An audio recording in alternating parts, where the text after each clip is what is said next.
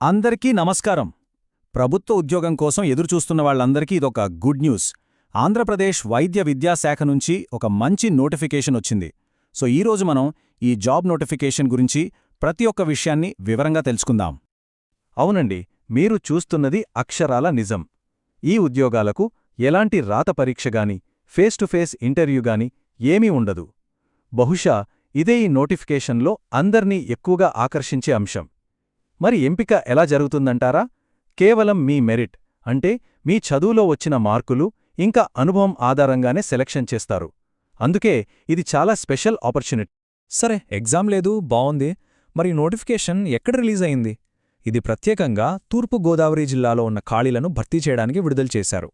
అంటే ఆ జిల్లా వాళ్లకి ఇదొక రకంగా బంపర్ ఆఫర్ అని చెప్పుకోవాలి. ఇప్పుడు చాలా ముఖ్యమైన విషయం, డేట్స్. దయచేసి ఖచ్చితంగా నోట్ చేసుకోండి.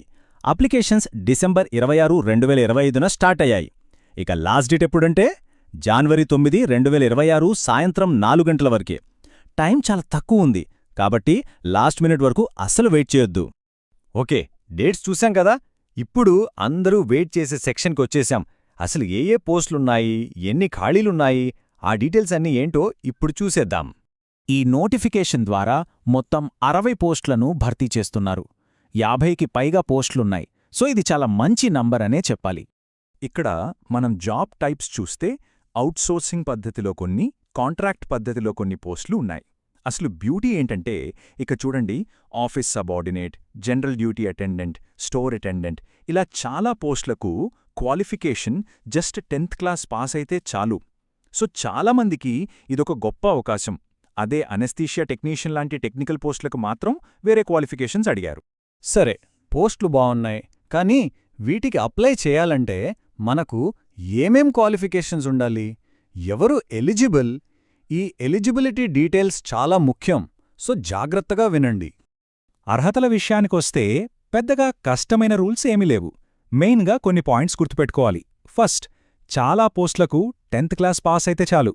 Second, age limit. ఇది చాలామందికి ఒక గుడ్ న్యూస్. ఏకంగా 52 ఏళ్ల వరకున్నవాళ్లు కూడా అప్లై చేసుకోవచ్చు. ఇక మూడోది, చాలా ఇంపార్టెంట్ పాయింట్, ఈ పోస్టులకు లోకల్ క్యాండిడేట్స్కి ఎక్కువ ప్రిఫరెన్స్ ఇస్తారు. మరి లోకల్ ఎలా డిసైడ్ చేస్తారంటే, మీరు 4th క్లాస్ నుండి 10th క్లాస్ వరకు ఎక్కడ చదివారో ఆ స్టడీ సర్టిఫికెట్ల ఆధారంగా నిర్ణయిస్తారు. అప్లికేషన్ ఫీజు విషయానికి వస్తే ఓసీ క్యాండిడేట్స్కి 300 రూపీస్, మిగిలిన అందరికీ అంటే బీసీ, ఎస్సీ, ఎస్టీ, ఈడబ్ల్యూఎస్ వాళ్ళందరికీ 200 రూపీస్గా నిర్ణయించారు. ఓకే, మనకు అర్హత ఉంది అనుకున్నాక నెక్స్ట్ స్టెప్ ఏంటి? Application process. ఇది చాలా చాలా ఇంపార్టెంట్ అండి.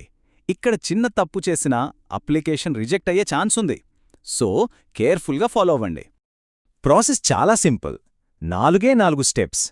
ఫస్ట్, అఫీషియల్ అప్లికేషన్ ఫామ్ ఉంటుంది కదా, అది తీసుకోండి. సెకండ్, దాంట్లో మీ డీటెయిల్స్ అన్నీ జాగ్రత్తగా తప్పులు లేకుండా ఫిల్ చేయండి. థర్డ్, ఫీజ్ కోసం ఒక డిమాండ్ డ్రాఫ్ట్ అంటే డీడీ తీయాలి.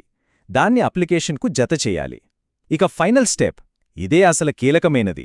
అప్లికేషన్ను పోస్ట్లో పంపకూడదు, మీరే స్వయంగా చేతో ఇవ్వాలి. ఈ డిమాండ్ డ్రాఫ్ట్ అంటే డీడీ. చాలామందికి డౌట్ ఉంటుంది, ఇదేమీ లేదండి, బ్యాంకుకి వెళ్ళి మనం ఫీజు కట్టడమే. అయితే ఎవరి పేరు మీద తీయాలి అనేది చాలా ఇంపార్టెంట్. స్క్రీన్ మీద కనిపిస్తున్నట్టుగా principal, government medical college, Rajamahendravaram, ఈ పేరు మీదనే తీయాలి. ఒక్క స్పెల్లింగ్ కూడా మిస్టేక్ అవ్వకూడదు. చాలా జాగ్రత్త. నోటిఫికేషన్లో ఈ పాయింట్ని చాలా గట్టిగా క్లియర్గా చెప్పారు.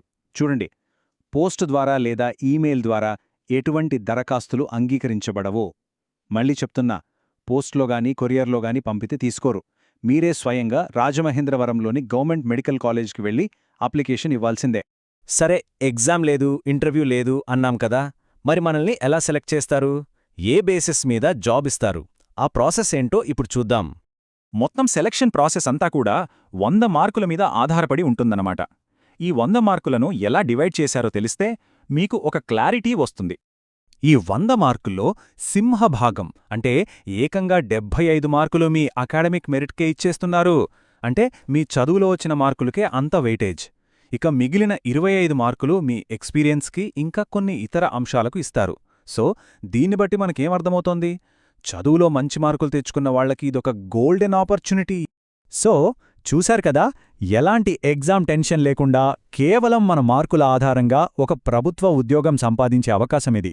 లాస్ట్ డేట్ మర్చిపోకండి. జాన్వరి 9, 2026. టైం చాలా తక్కువ ఉంది. మరింకెందుకు ఆలస్యం?